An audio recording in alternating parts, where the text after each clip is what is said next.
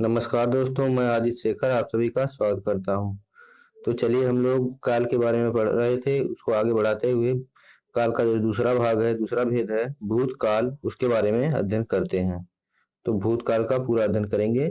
और अगर इस वीडियो का पीडीएफ जो है आपको चाहिए तो इस वीडियो का पीडीएफ आपको हमारे यूट्यूब हमारे टेलीग्राम चैनल पर आपको मिल जाएगा। टेलीग्राम चैनल है आदित्य शेखर नाम से, और उसको आप ज्वाइन करके पीडीएफ को डाउनलोड कर सकते हैं।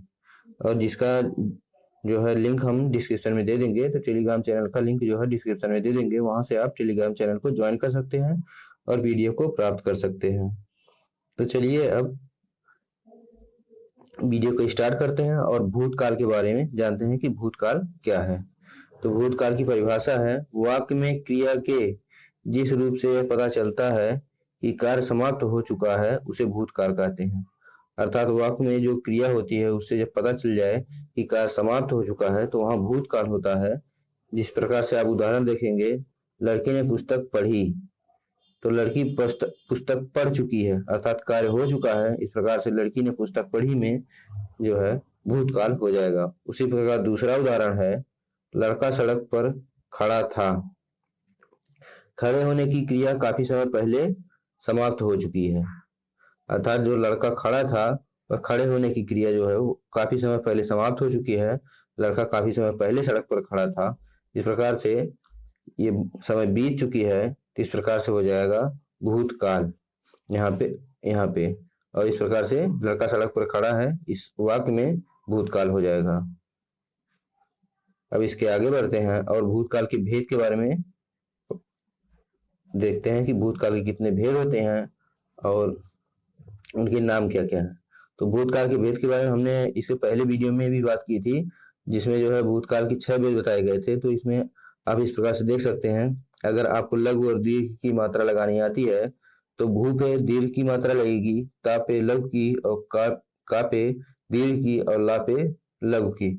इस प्रकार से सभी मात्राओं को अगर गिना जाएगा तो 6 मात्राएं हैं। इस प्रकार से भूतकाल के 6 भेद हैं। पहला भेद है सामान्य भूतकाल, जो कि सामान्य भूतकाल का जो भेद है, जो भूतकाल का पहला भेद है सामान्य भूतकाल, वह जो है भूतकाल का जो परिभाषा होगी वही सेम सामान्य भूतकाल की परिभाषा होगी, क्योंकि सामान्य भूतकाल जो होता है वह भूतकाल जो होगा वही सेम रहता है, केवल इसका नाम सामान्य रखकर एक भाग में विभाजित कर दिया जाता है। तो इस प्रकार से भूतकाल की जो आपने परिभाषा पढ़ी है और उदाहरण पढ़ा है वही सेम सामान्य भूतकाल में भी पढ़ेंगे। और दूसरा है पूर्ण भूतकाल, तीसरा है आसन्न भूतकाल, चौथा अपूर्ण भूतकाल, पांचवा है संदिग्ध भूतकाल, और छठा है हेत हेतुमत भूतकाल। तो चलिए अब इसके आगे सामान्य भूतकाल के बारे में बात करते हैं। सामान्य भूतकाल क्या होता है और इसकी परिभाषा को देखते हैं। वाक्य में क्रिया के जिस रूप से यह पता चलता है कि कार्य समाप्त हो चुका है, परंतु कब समाप्त हुआ है उसका बोध अर्थात समय का बोध ना हो तो उसे सामान्य भूतकाल कहते हैं।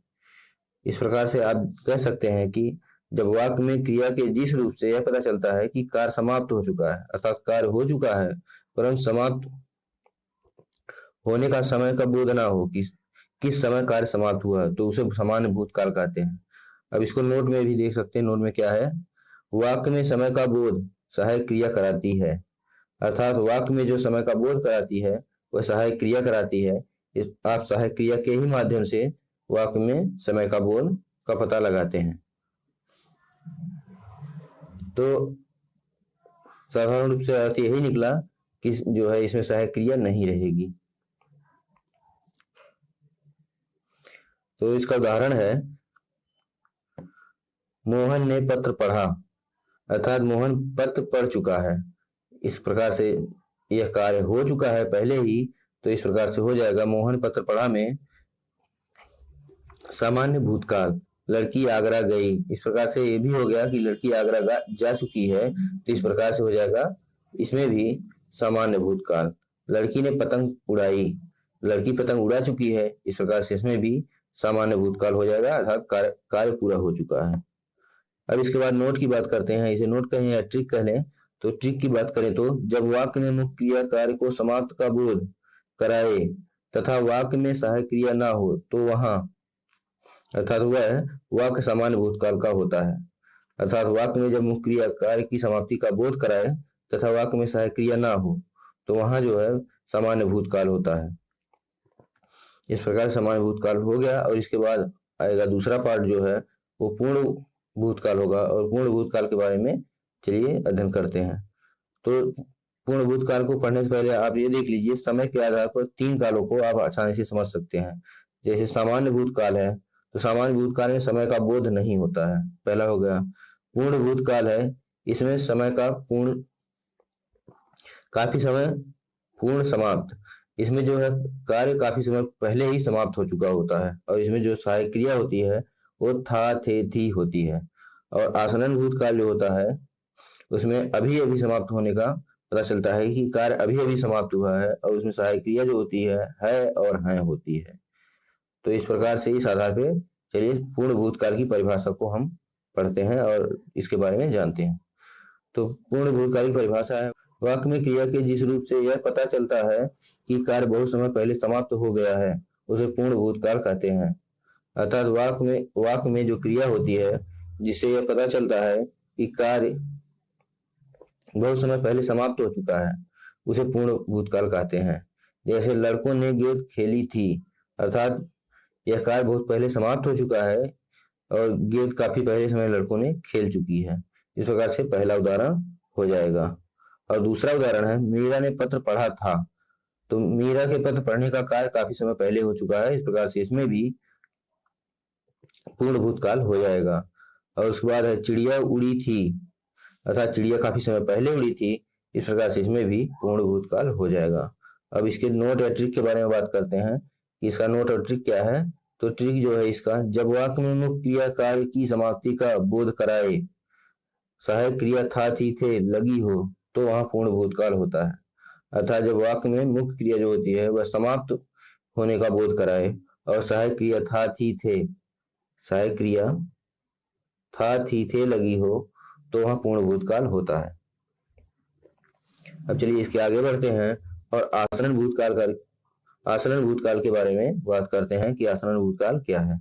तो आसन्न भूतकाल, आसन्न मतलब होता है अभी अभी होगा और भूतकाल का मतलब कार्य समाप्त हो चुका है। तो जो कार्य अभी अभी समाप्त हो चुका है वो आसन्न भूतकाल में होगा। तो इस आधार पर इसकी परिभाषा जो होगी, चलिए परिभाषा के बारे में बात करते हैं। तो इसकी परिभाषा होगी, वाक्य में क्रिया के जिस रूप से यह पता चलता है कि कार्य बिल्कुल अभी अभी समाप्त हुआ है उसे आसन्न भूतकाल कहते हैं। तो समान रूप से आसन्न भूतकाल की परिभाषा से यही पता चल रहा है कि कार्य अभी अभी समाप्त हुआ है, बिल्कुल अभी अभी समाप्त हुआ है, उसे आसन्न भूतकाल कहते हैं। क्रिया के जिस रूप से कार्य के बिल्कुल अभी अभी समाप्त होने का पता चलता है वहां पे आसन्न भूतकाल होता है।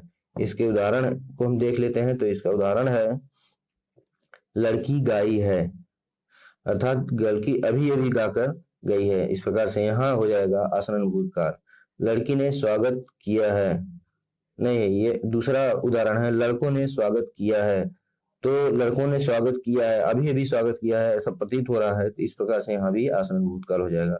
चिड़िया ने दाना चुगा है, दाना चुगने का कार्य अभी अभी चिड़िया ने किया है, इस प्रकार से यहाँ भी आसन्न भूतकाल हो जाएगा।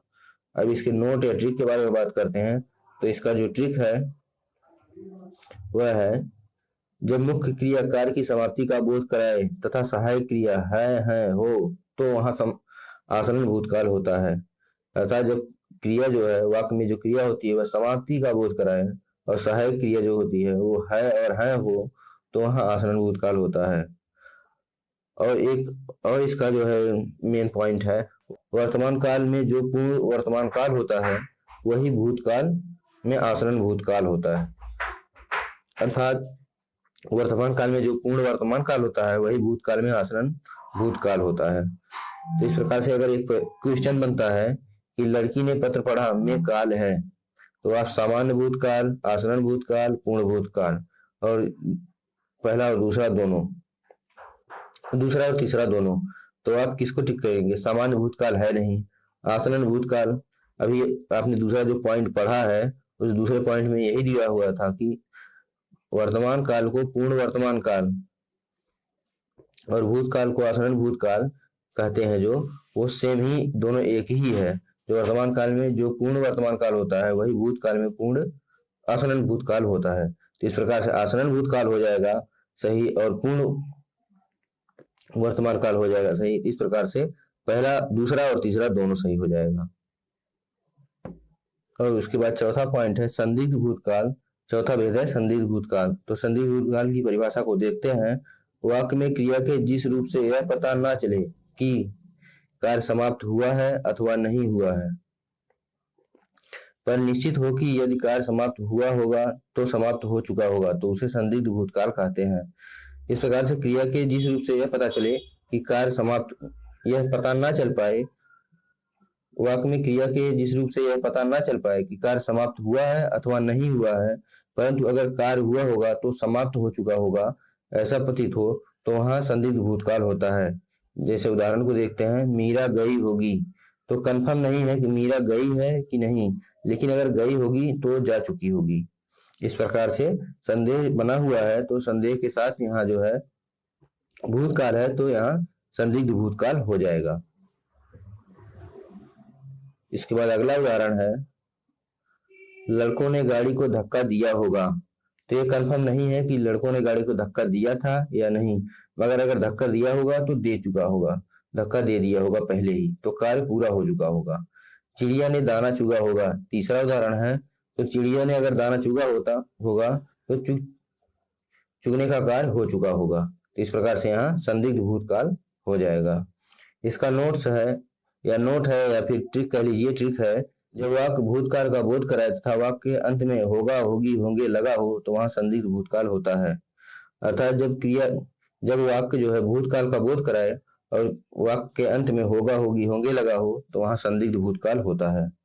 इसके बाद अगला पॉइंट है अपूर्ण भूतकाल। इसको एक उदाहरण के माध्यम से समझते हैं।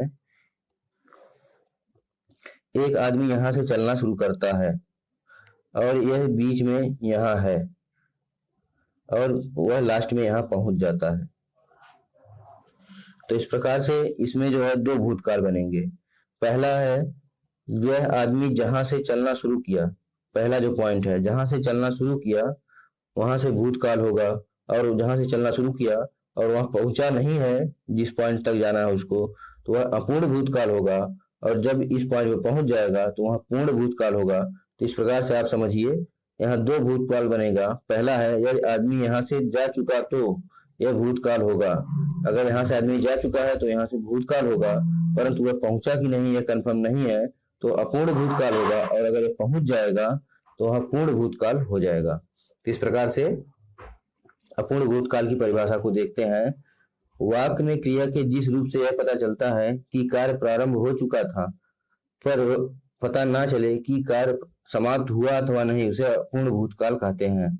इस प्रकार से अपूर्ण भूतकाल को यह जानने के लिए कि कार्य क्रिया में वाक्य में क्रिया के जिस रूप से यह पता चलता है कि कार्य प्रारंभ हो चुका था, परंतु कार्य पूरा हुआ कि नहीं हुआ इसका पता ना चले, वहां अपूर्ण भूतकाल होता है। जैसे उदाहरण देखेंगे, मोहन बंसी बजाता है।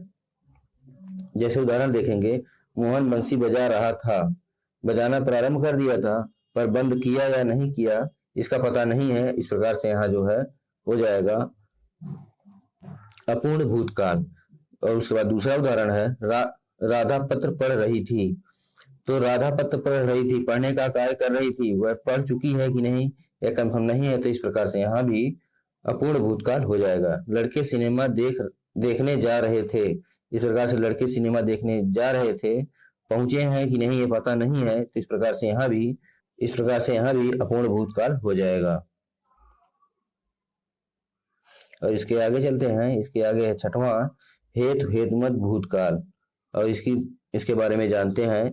तो हेतु मतलब होता है कारण, और हेतुमत होता है दूसरे कार्य का कारण, और एक होता है भूतकाल। भूतकाल जो है उसका मतलब होता है कार्य की समाप्ति। इस प्रकार से हेतु का मतलब हुआ कारण, हेतुमत का हुआ दूसरे कार्य का कारण, और भूतकाल का अर्थ हुआ कार्य की समाप्ति। तो पहला जो बनेगा ऑप्शन, उसमें ये बनेगा पहला पॉइंट, पहला कार्य हो जाए फिर दूसरा कार्य भी हो जाए। तो ऐसा होगा नहीं इसमें, क्योंकि पहला कार्य हो जाएगा और दूसरा कार्य भी हो जाएगा, तो हेतु हेतुमत नहीं होगा।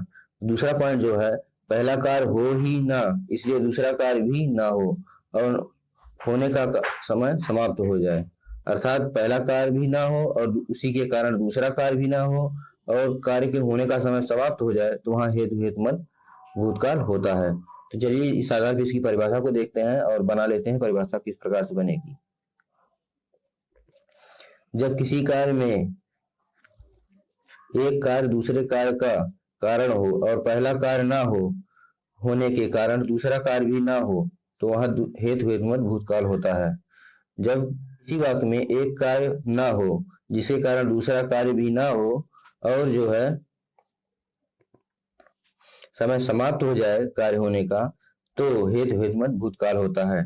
जैसे यदि तुम आते तो मैं जाता, तो तुम आए ही नहीं इसलिए मैं गया ही नहीं। तो इस प्रकार से पहला कार्य नहीं हुआ, इस कारण से दूसरा कार्य भी नहीं हुआ और दूसरा कार्य पहले कार्य पर निर्भर है। इस प्रकार से पहला कार्य होता तो दूसरा कार्य होता। तो इस प्रकार से यहाँ हेतु हेतुमत भूतकाल होगा और कार्य के होने का समय जो है समाप्त हो चुका है, क्योंकि अब जो बात की जा रही है वह कार्य अगर होता तो पहला कार्य होता तो दूसरा कार्य हो गया होता, तो यह इसके कार्य के होने की समाप्ति हो चुकी है। इस प्रकार से हेतु हेतुमत भूतकाल होगा। अब दूसरा उदाहरण है, वह पढ़ता तो पास हो जाता।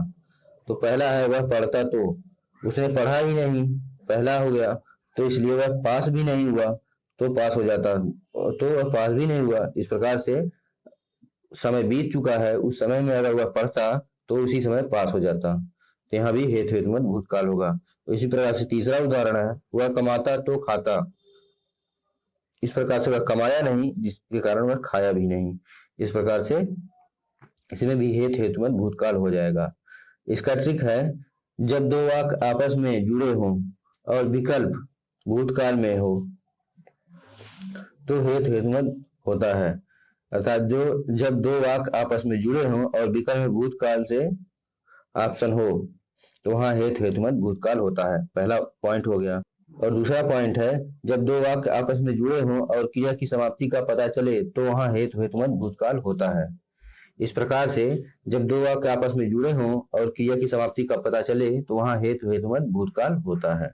इस वीडियो में बस इतना ही। अगर ये वीडियो पसंद आई हो तो वीडियो को लाइक कर दिए, चैनल को सब्सक्राइब कर दिए और बेल आइकन को प्रेस कर दिए, जिससे हमारे लेटेस्ट अपडेट आपको सबसे पहले मिलते रहें। अब आपसे मिलेंगे अगली वीडियो में, तब तक के लिए नमस्कार।